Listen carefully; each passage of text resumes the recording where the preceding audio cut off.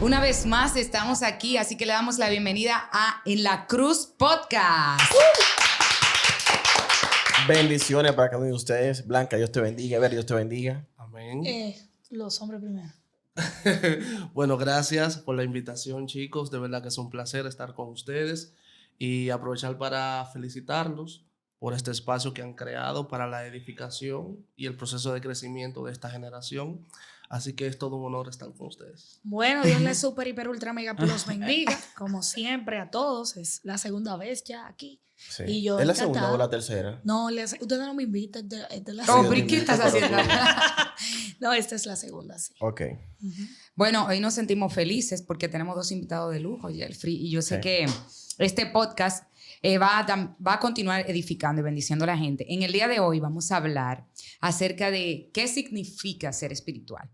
Y antes de que ustedes pasen, chicos, yo quisiera leer la palabra de Dios. Bueno, en el libro de Efesios capítulo 2, versículo 1 en adelante, dice la palabra del Señor: antes de ustedes ser cristianos, ustedes estaban muertos para Dios a causa de sus delitos y pecados. Vivían según la corriente de este mundo, obedeciendo los dictados del príncipe del imperio del aire, quien ahora mismo está operando en el corazón de los que se rebelan contra el Señor. Nosotros mismos éramos así. Obedecíamos los malos deseos de nuestra naturaleza y nos entregábamos a las perversidades de nuestras pasiones y malos pensamientos. Merecíamos ser castigados por la ira de Dios como todos los demás. Pero Dios, que es rico en misericordia y nos amó tanto, que aunque estábamos muertos a causa de nuestros pecados, nos dio vida juntamente con Cristo. Bueno, partiendo de ahí, yo creo que el apóstol lo deja muy en claro, lo que significa o lo que debería de ser una persona espiritual, dando a entender que lo primero que el Espíritu Santo o la vida de Dios afecta en nosotros es nuestra manera de pensar. Porque cuando nuestros pensamientos son transformados, por consiguiente, nuestras acciones también denotan o demuestran qué tan conectado o qué tan influenciado, como hablábamos una vez, nosotros estamos por Dios o por el mundo en su defecto. Entonces, para ustedes, ¿qué ustedes piensan o cómo ustedes definen una persona espiritual? Usted, que es el hombre primero. Yo tuve la introducción. Bueno, mira, lo que pasa es que, a ver, una persona espiritual es una persona que vive guiada por el Espíritu Santo. Y dice la palabra en Romanos que aquellos que somos hijos de Dios somos aquellos que somos guiados por el Espíritu Santo. Así es. No hay que ir muy lejos, no hay que buscar mucha exégesis. Una persona espiritual es una persona guiada por el Espíritu Santo. Lo que pasa es que hay conceptos que a veces se utilizan tanto fuera de contexto y se maltratan de tal forma que la gente los daña. Por ejemplo, el tema de ver en todo un espíritu. Este es muy espiritualoide, este siempre está viendo un espíritu, este siempre está viendo el diablo, Y eso puede prestarse a confusión, pero una persona no puede ser creyente y no ser espiritual. De hecho, en la vida de un creyente, todo está ligado a lo espiritual. O sea, no debería, sería quizá lo correcto. ¿Cómo es? No debería ser creyente y no ser espiritual, porque hay personas que, por ejemplo, creen, Exacto, pero no son espirituales. Bueno, pero es que una persona que cree, independientemente de que asista a la iglesia, independientemente incluso de que haya hecho confesión de fe, si no vive una vida guiada por el Espíritu Santo, entonces no es hijo de Dios. Porque la Biblia dice que aquellos que son guiados por el Espíritu, esos son hijos de Dios. Entonces, ¿quiénes serán los herederos? Los hijos. Los hijos. Entonces usted no va a heredar. Cuando una persona critica las cosas espirituales, lógicamente es alguien que anda en la carne. O tú alimentas la carne o tú alimentas el espíritu. Así de sencillo. Y tenemos muchas personas que, por ejemplo, denigran al Espíritu Santo. ¿Cómo se denigra el Espíritu Santo? Cuando tú no das el fruto. Cuando tú estás en una iglesia y tú eres todo lo contrario a lo que la palabra te manda hacer conforme el fruto que se prescribe en Gálatas. Así de simple. Entonces a veces decimos, fulano es muy espiritual, queriendo asignarle a esa persona una cualidad superior a la de cualquier otro creyente, y no debería de ser así. Por ejemplo, a ti no te han dicho cosas de que tú que eres un muchacho espiritual, déjame preguntar, ¿otro creyente? Me imagino Claro, que sí. a todos nos pasa Entonces eso. no tiene sentido porque se supone que todo lo evangélico debe Pero Pablo ser dice algo muy espiritual. importante. Dice Pablo que el hombre espiritual lo juzga a todo, más él no es juzgado. Aunque no es en el tenor de lo que tú estás hablando, porque Pablo está hablando de tener conocimiento, Claro. de tener entendimiento. Mira, la palabra, nosotros iniciamos este podcast hablando de cómo podemos definir una persona espiritual. Tú hablabas de que las cualidades de un hijo de Dios es la principal para ser espiritual. Yo quiero hacer un poquito de exégesis para hablar un poquito de esto. Cuando hablamos de...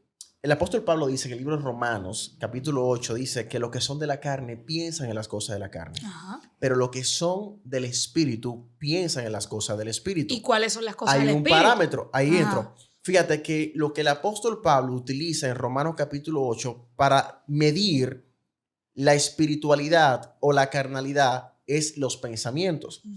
Todos sabemos que de los pensamientos se forman las ideologías y de las ideologías se forman lo que son la cultura. Y la cultura tiene que ver con un patrón de comportamiento. Es decir, la cultura no es más que la descripción del comportamiento de una nación o una empresa. Lo que identifica a un grupo. Entonces, si tomamos este parámetro, entendemos que Pablo está definiendo a la persona espiritual conforme a sus pensamientos, lo cual ese pensamiento forma una ideología, lo cual esa ideología forma una cultura, lo cual esa cultura forma una manera de esa persona proceder. Entonces Pablo habla en el libro de Gálatas y dice, espérate, la naturaleza de la carnalidad es esta, pero el fruto del espíritu, o sea, tiene que ver con un comportamiento generado por un pensamiento. No, y es que recuerda que tú eres cuerpo y eres espíritu. Ahora hay una realidad. Sí. El cuerpo se ve. Claro. Y la mente humana está limitada muchas veces a lo que ve. Exactamente. ¿Entiendes, hermano? Lo que ¿Usted quiere yo decir algo? Hace también rato quiero que- resaltar. Por el espíritu yo percibo que usted quiere decir. No, mira, el ser espiritual, Pablo menciona 3 condiciones que tiene el hombre en la Biblia, Dale. que es el hombre natural, Ujú. el hombre carnal y el hombre espiritual. Yo sé que la religión nos ha vendido de que aquel que es carnal es aquel que comete algún pecado. Pablo le da una connotación diferente. Por ejemplo, el hombre natural es aquel que la misma Biblia dice, por ejemplo, en 1 Corintios 2:14, dice, pero el hombre natural no puede percibir las cosas espirituales. Por esta palabra natural es la palabra que viene del griego suchikos.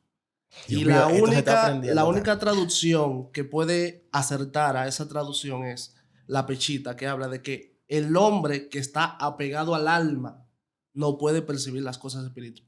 Lo que quiere decir es que el hombre natural es aquel que es pasional, Exactamente. que lo vemos en las Emocional. congregaciones. Actúa por sus emociones. Así no es. por, En ese sentido. por ejemplo, yo me manejo como yo me siento. Exacto. Si un día las cosas marchan bien, yo estoy feliz. Si hoy siento orar, oro. Si Oro. no siento orar, no oro. Exactamente. Y el hombre carnal, que Pablo en 1 Corintios encuentra un problema con la iglesia, y él ve de que hay una competencia en vez de haber un proceso de edificación acerca de los dones, y él le dice, no puedo tratarlo a ustedes como espirituales, sino como a carnales, como a niños. Como a niños. Lo que quiere decir es que la carnalidad es parte de aquel que ha nacido de nuevo, porque Y- es niño. Y en el contexto, por ejemplo, legal, un niño es un incapaz. Así es. Entonces, cuando él le está diciendo, debo de tratarlo como niño, le está diciendo que ustedes no tienen capacidad. No administra entienden. recursos No entienden, correctamente. exactamente. Y en último lugar está el hombre espiritual.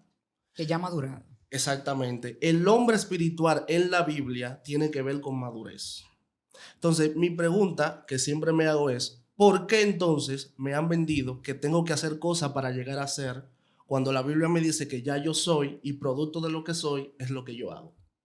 Porque nosotros entendemos, por ejemplo, se entiende que el hombre carnal es simplemente el hombre que peca deliberadamente, sin entender. Por eso, bueno, Pablo era un hombre espiritual. Vale resaltar, porque cuando él se dirige precisamente a la iglesia de los Corintios, que tú mencionas, él se dirige y dice, a ustedes santos.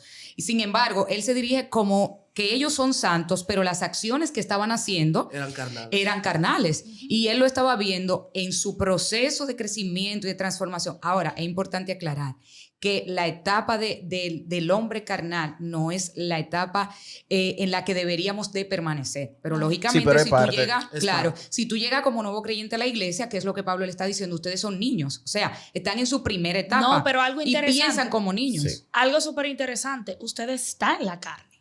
O sea, usted tiene una lucha constante con su carne, con su humanidad.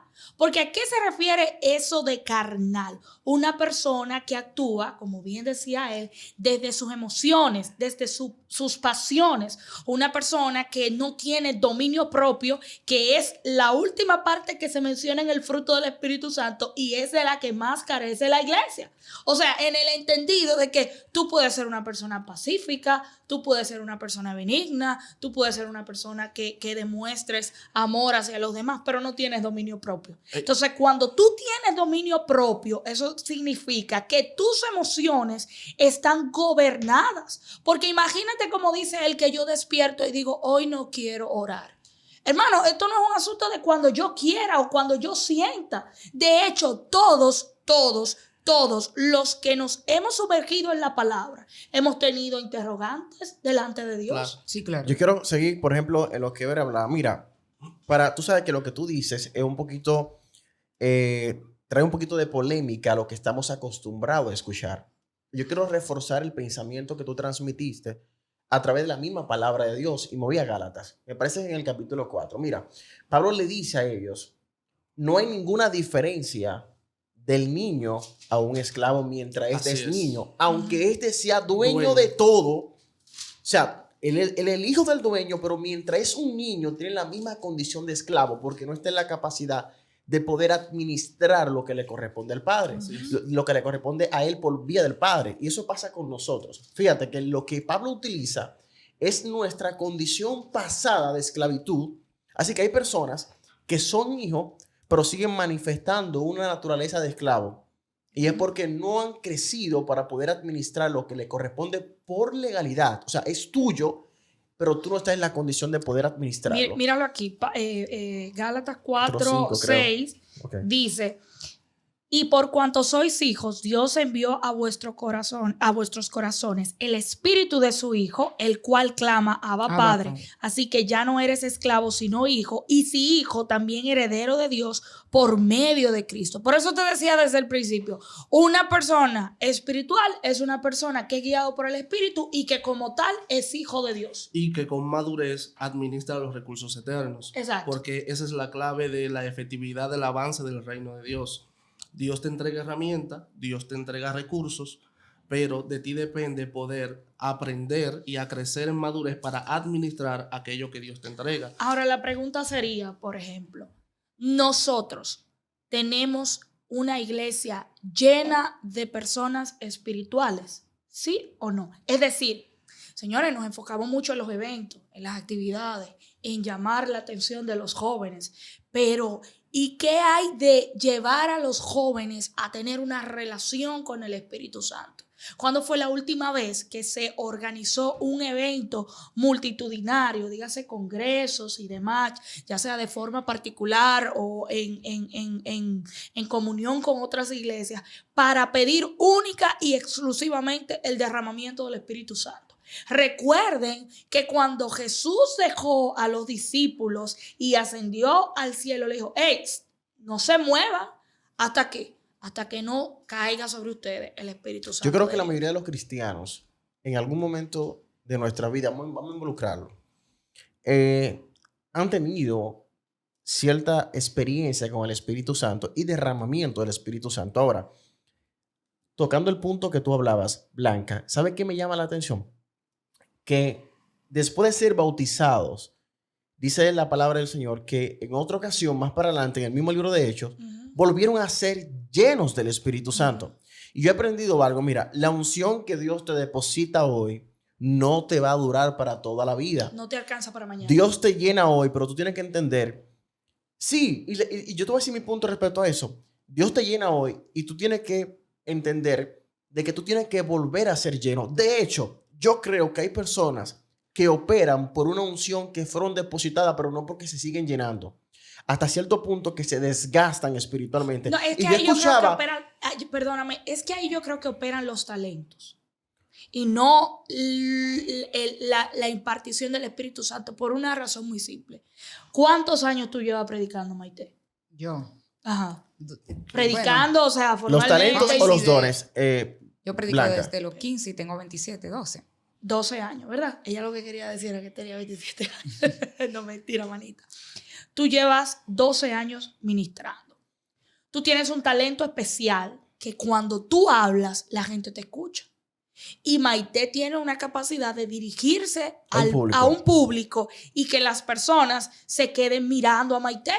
A tal punto que si Maite no ora, no lee la Biblia, muy probablemente va a seguir teniendo el mismo talento para predicar. Ahora no va a tener el respaldo del Espíritu Santo. Ahí vamos a diferir tú y yo, Blanca. Te voy a explicar por qué. Explícame. Porque tú puedes simular el hablar en lengua y hablar bonito porque eso es parte de la oratoria, un talento natural. Ahora, tú no puedes simular que un paralítico se levante. No, pero... Entonces, ahí voy, déjame terminar. Estamos de acuerdo. ¿Qué sucede? Hay personas que por lo que hicieron en su ayer están descosechando frutos del Espíritu y una unción fresca, pero no es por lo que están haciendo hoy, sino por lo que hicieron en un momento determinado. Es como lo que pasó con Elí, el sacerdote Elí. Él estaba siendo sacerdote y él tenía visión, pero no era específicamente, y tenía conocimiento de escuchar la voz de Dios, de discernir, pero no era por su estado presente, sino era por su momento y su experiencia que él estuvo con Dios. Así que hay personas que reciben una unción, ¿verdad? Y tú ves que se desgastan. Mira, para darle la oportunidad a ustedes, yo escuchaba al pastor Ricardo Rodríguez en estos días. No, perdón, al pastor Andrés Corson, que estuve con mi esposa en su iglesia. Y él decía... Te vi, manito, te vi. Sí, no, esa iglesia Hey. es otra cosa. Oye, lo que él decía. Chulo. ¿Sabes qué él decía? Él decía que él saca tiempo para él volverse a llenar. Porque él tiene miedo de dar sin llenarse hasta un punto que se agote espiritualmente. Y eso pasa. Hay personas que se desconectan de la fuente, pero tienen de quedar. Y dan hasta que y repiten el mensaje del 2015, del 2014, una revelación que ellos recibieron. Eso pasa en el ministerio. De hecho, justamente hoy yo escuchaba el testimonio de Tommy Moya. Y él dijo que en un punto de su ministerio, en donde él fácilmente él salía un viernes de su casa y retornaba no el sábado siguiente, sino de la semana siguiente, llegó un punto en donde ya él estaba vacío y él estaba mecánico, en el entendido de que el tipo no tenía tiempo para tener intimidad con el Espíritu Santo y ya operaba en aquello, como tú dices, que él sabía hacer. Y eso es un error que todos los que ministramos la palabra de Dios en algún momento podemos caer. Imagínate en unos años, Maite, y yo lo creo firmemente, imagínate en unos años el ministerio de Maite no va a estar como está ahora en el nombre de Jesús. Y Maite saliendo a ministrar, por ejemplo, todos los fines de semana fuera del país. Pero cuando Maite regresa, si Maite sigue trabajando en el ámbito secular o sigue en el ministerio involucrada, que hoy voy a grabar un video, que mañana voy aquí, que mañana voy allí, ¿cuál va a ser ese momento en que tú te vas a apartar para tener intimidad con el Espíritu Santo? Entonces ahí es donde empiezan a operar los talentos y no el Espíritu Santo a través de ti. Y desafortunadamente, como tenemos una iglesia llena de personas no espirituales, no podrán percibir que ella opera en los talentos y no en el Espíritu Santo. Yo pienso que ahí, cuando entra como esa dinámica, es porque precisamente yo pienso que nuestra mente espiritual se ve afectada. Porque yo el otro día estaba, o creo, no sé si era hoy, estaba leyendo algo y decía que a veces cuando el hombre, el creyente, no tiene una mente espiritual, se enfoca en el hacer. Y no, el que es espiritual no se enfoca en el hacer, sino en hacer lo que Dios te ha dicho que hagas. Entonces Jesús lo demostró. Dice la Biblia que Jesús fue a un lugar y Jesús no sanó a todos los enfermos. Y hubo un lugar que Jesús se dirigió, por ejemplo, y sanó a uno solo. Y dice la Biblia, que habían miles de enfermos, porque Jesús no estaba enfocado en el hacer, sino en hacer precisamente lo que Dios le había indicado que hiciera. Y cuando nosotros somos personas espirituales, de hecho, no nos envolvemos en las cosas porque es parte de un activismo. Sí, porque fulano está envuelto, sino que yo me ocupo no solo de la tarea, sino de quienes van a ser bendecidos a través de lo que yo hago. Y algo importante, Maite, eso del hacer, tiene que nunca traicionar el diseño. Así es. Me explico.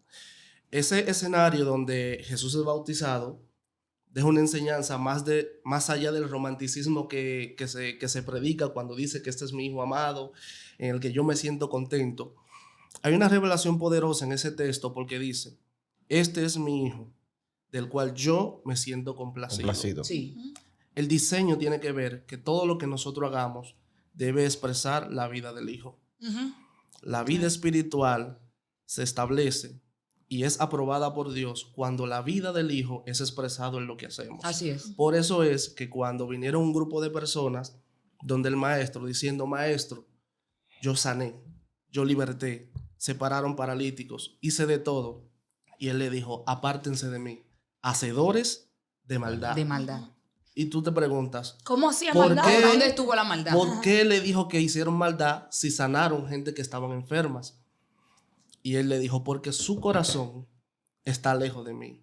Lo que quiere decir de que la espiritualidad la hemos catalogado a través de la manifestación de dones que Dios permite que se manifieste porque tiene compasión de sus hijos. Sí. No, pero eso no cataloga que una persona que en un momento dado, por la misericordia y la gracia de Dios, es usada por Dios para suplir la necesidad de un pueblo, no para alimentar el ego. Exactamente. Y eso es importante porque nada que no exprese la vida del Hijo de Dios tiene aprobación del Padre. Pero a ver, ya ahí entra lo individual, ¿verdad?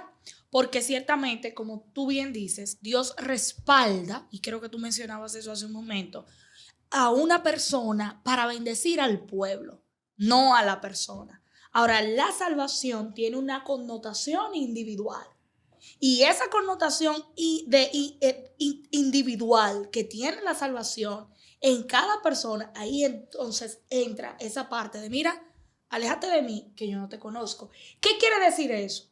Que muy probablemente nosotros tenemos muchas personas que están ministrando desde los altares, que Dios en su misericordia sigue utilizándolos como instrumentos, ¿verdad? Que sirven para ministrar liberación, para profetizar y demás, que ya se alejaron de una vida verdaderamente espiritual, y Dios en su infinita misericordia, por amor no a esa persona, sino a un pueblo. Porque la gente cree que manifestar un don te define a ti. Y lo que no se están dando cuenta que el don habla de quién es Él, no de quiénes somos nosotros. Por eso Pablo dijo, disciplino mi cuerpo. O sea, quien está en mí y me gobierna a mí no necesita nada. Quien necesita disciplinarse soy yo. De manera que todo lo que ya yo he predicado, yo no quede reprobado. Exacto. Y que otros, por lo que yo haga, sean salvos. Exacto. Lo que quiere decir es, esto es colectivo, esto no es individual. Mi pensamiento no puede estar basado en el individualismo. Si yo administro recursos, tú eres edificado, pero yo también soy edificado. Pero a ver, tú pudieras estar siendo usado por Dios y no salvarte. Claro, pero Jesús habló de eso. Es lo mismo que dice. ¿Entiendes? O sea, tú estás bendiciendo a las personas, pero tú de forma individual te vas a perder. Y ahí entra la individualidad. Por eso de Jesús la que dice, hablo. muchos dirán, en tu nombre hicimos milagros, en tu nombre echamos fuera demonios, y yo le diré, apartado de mí, yo nunca lo conocí, lo conocí. Está hablando de personas que se aferran a manifestaron evidencia de la existencia de Jesús, de Dios, del poder de Dios, pero que nunca pertenecieron a su reino. Que activamente ejercitaron un don, pero nunca ejercitaron su Por eso carácter. Pablo dijo, no sea que yo habiendo predicado a muchos, yo mismo quede descalificado. Entonces, en otra palabra, estamos hablando en este podcast rápidamente de que creemos que la salvación se pierde, porque si una persona... No vamos a entrar en esa. Mira, no vamos a entrar en eso, pero no pudiéramos conversarlo en un podcast. Y en el capítulo 34 o 35 de Ezequiel, si no me equivoco, hay un tema Blanca, ahí tú me dijiste también que tú interesante. tenías 2 temas poderosos. No, pero con ese en tu está lista. bien, pero mira, no vamos a entrar ahí. No, pero cuando tú lees, si mal no recuerdo, el 35 o el 34 de Ezequiel, mire, hay cosas que te hacen pensar que sí. Pero mira, volviendo al tema que nos compete en esta noche, que es qué significa ser espiritual. Yo pensaba que por mucho tiempo las personas asocian el ser espiritual solamente a la iglesia, o sea, al templo me refiero, a que yo soy espiritual, por ejemplo. Bueno, claro, yo soy espiritual, la gente me conoce, tú cantas, yo predico, aquel pastor, aquel líder, y asociamos el ser espiritual solamente a las cosas que se hacen a nivel eclesiástico. Por eso hay gente que si no están orando, no se sienten espirituales, si no están dentro de un culto, un servicio, o si no pueden ir un fin de semana a la iglesia, no se sienten espirituales y se sienten hasta desconectados. Hay gente que dice, y de hecho quizás hemos visto eventos que dicen, ven para que te conecte, para que vuelvas a la fuente, como invalidando hasta el sacrificio de Cristo. Entonces, en ese sentido, yo creo que es importante que nosotros sepamos que como jóvenes, como creyentes, como hijos de Dios, nuestra espiritualidad no puede estar clausurada ni limitada a lo que estemos haciendo. O sea, yo en el trabajo que hago tengo que identificar y estar consciente que como persona espiritual, mi trabajo debo llevarlo en esa línea. No es que yo le voy a decir, por ejemplo, a un cliente, Dios te bendiga, aleluya, gloria a Dios, ¿qué vas a realizar? Dios, obviamente que no, pero sí en el ejercicio de mi trabajo. Por ejemplo, tú como ingeniero, tú como abogada, Evel, ¿qué fue lo que te estudiaste? Contador. Tú como contador. Y bueno, tú tienes que identificar ahí lo que yo estoy haciendo. O sea, ¿a quién va la gloria por el trabajo que yo estoy haciendo? ¿Va a mí como profesional o yo estoy haciendo este trabajo para la gloria de Dios? Estoy sirviendo a la gente. Entonces, ahí nosotros debemos saber que donde quiera que estemos, no podemos restarle mérito a que somos personas espirituales. En pocas palabras, yo no tengo dos vidas. Exacto. Claro. Yo tengo una sola vida. Yo no tengo una vida secular y una vida espiritual. Donde quiera que yo voy, yo estoy siendo gobernado por la vida del Espíritu. Y de hecho, Espíritu. cuando tú analizas el significado de secular, es apartado de Dios. Entonces, cuando tú eres creyente, cristiano evangélico, se supone que todo lo que tú haces tiene que estar bajo el gobierno del de arriba. Así es. Pero lo espiritual, como decía hace un momento, no debería verse como algo excepcional en la vida del creyente, sino que todos los creyentes deben de tener una vida espiritual, una vida guiada por el Espíritu Santo. Tu cuerpo guiado por el Espíritu Santo, tu mente guiada por el Espíritu Santo y no por las emociones. ¿Por qué? Porque desafortunadamente nosotros hemos caído en ese letargo de que la gente espiritual en la iglesia son los que más buscan al Señor, ¿ves? Los que tienen más horas de oración. Por eso nos aferramos a la manifestación. Por eso nos aferramos. Más que al crecer en el carácter y en el fruto del Espíritu. Claro, Sansón era un tipo ungido y no tenía carácter. La gente se aferra y por eso dice la Biblia en Efesios, antes ustedes vivían conforme a sus delitos y pecados, dice la Biblia. O sea, antes ustedes vivían conforme a las tradiciones, a las culturas, a las creencias personales o ideologías, como decía Jeffrey. Ustedes vivían, pero ahora que están en Cristo Jesús, Pablo haciendo un paralelismo, lo que dice el libro de Romanos, pero ahora todas las cosas, o sea, todo lo que era viejo, todo lo que tú hacías ha pasado y todas son hechas nuevas. Y eso de que son hechas nuevas nos deja entender que no es que Dios fracciona, aunque la vida del Espíritu está fraccionada en ti. Bueno, soy espiritual porque, claro, estoy predicando. Mientras oro me siento espiritual, mientras canto me siento espiritual, pero ya si hay gente que dice, no, yo soy cristiano, pero mi trabajo es mi trabajo. Y como que dividen lo que hacen. Sí, yo soy cristiano, pero mi negocio es mi negocio. Y ahí no demostramos. Es como que yo digo algo, pero estoy divorciado de lo que creo o de lo que pienso. Y que yo soy espiritual los domingos, cuando yo voy al culto, usted mire, yo me sacudo así, una cosa increíble.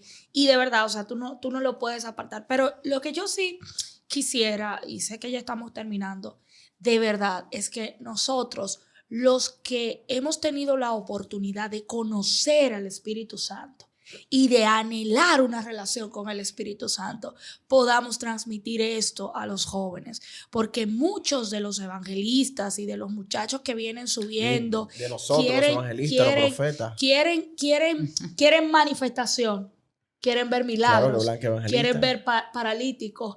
Y a veces tú tienes que escudriñar, ¿verdad? ¿Cuál es la intención por la que yo quiero que eso suceda? Pero mira, una iglesia dirigida por el Espíritu Santo, eso sería maravilloso. Esa sería la mejor iglesia del mundo para pastorear. Pero te digo algo y con esto terminamos, chicos.